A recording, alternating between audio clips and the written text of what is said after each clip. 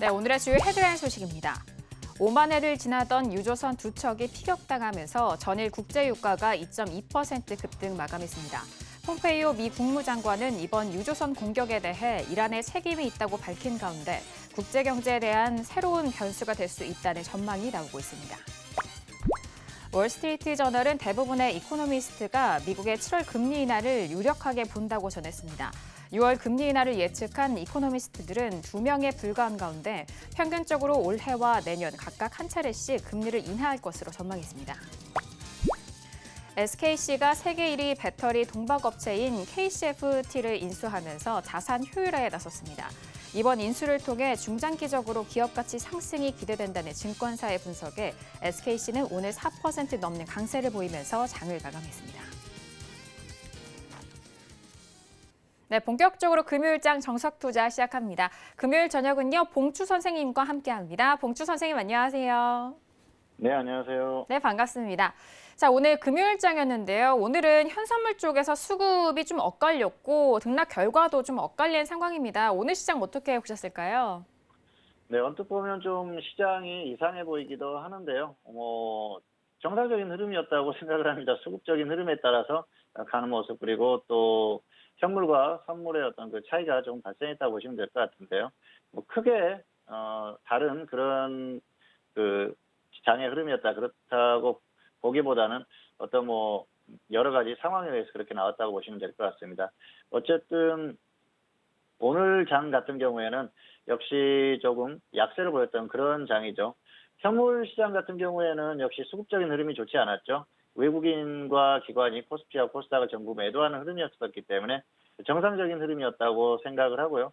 그리고 그동안 좀 반등을 할 때 과도한 반등이 좀 나왔었던 그런 흐름이라서 약간 쉬어가는 그런 분위기도 있습니다. 자, 어쨌든 이전에도 말씀드렸지만은 시장의 반등의 크기는 정상적인 반등의 크기는 나왔어요. 그렇기 때문에 조정을 받는 게 자연스러운 흐름이라고 볼 수가 있겠습니다. 다만 이 선물의 흐름 자체가 좀 버티고 반등을 시도하는 그런 흐름이 나오는 그런 상황이기 때문에 과연 어느 쪽을 따라갈 것인지 그런 거에 대한 생각은 조금 더 해봐야 될 것 같습니다. 어쨌든 오늘 시장 같은 경우에는 생각보다는 조금 더 약했던 그런 흐름이 아닌가 생각을 하고요.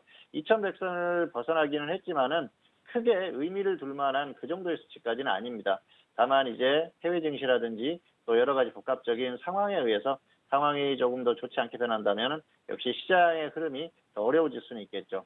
여기서 2100선에서 과연 가까워지는지 다시 또 회복을 하는지 멀어지는지 그런 부분을 관찰을 해야 될 것 같고요. 단기적으로는 그나마 조금 버티는 흐름이 나올 가능성이 충분히 있다 생각을 합니다. 자, 그런 부분을 좀 염두에 두면서 대응을 해야 되는데요. 추세적인 흐름 자체가 불안하기 때문에 현재장은 언제 하락해도 전혀 이상하지 않는 그런 흐름이 아닌가 생각을 합니다.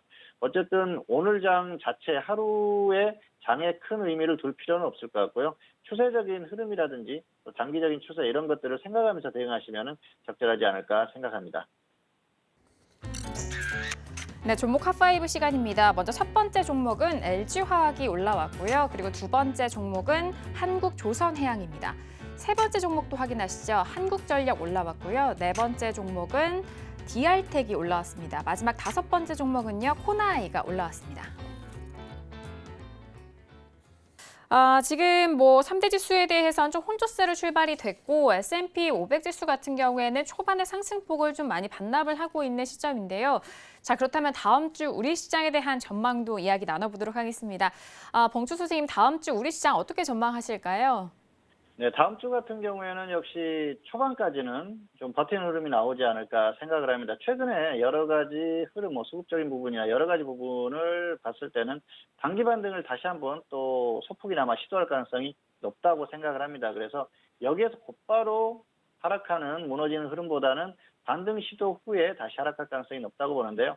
2100선이 깨졌지만 아직까지는 5포인트 차이입니다. 코스피 같은 경우에는 그렇죠. 그리고 오늘은 또 선물과 코스피가 엇갈리는 흐름이 나왔는데요. 그런 여러 가지 이런 흐름들이 복합적인 어떤 상황을 묘사해 주는 게 아닌가 생각을 하는데요. 어쨌든 단기적으로 다시 조금 반등할 그럴 가능성은 충분히 있다고 생각을 하고요. 다만 추세적인 흐름 자체는 크게 좋아질 만한 상황은 여전히 아니라고 보기 때문에 추세에 대해서는 부정적으로 봅니다. 그래서 현재 상태에서도 보수적인 관점에서 보셔야 돼요. 추세가 좋지 않다고 하면은 결국은 따라갈 수밖에 없다는 것이죠. 그래서 보수적인 관점으로 보되 단기적으로는 반등을 시도할 가능성이 있다는 것이죠. 어쨌든 다음 주 초반에는 최소한 버티거나 반등을 시도한 후에 그 이후에 다시 하락하는 그림이 유력하다. 이 정도로 생각을 하고 있습니다.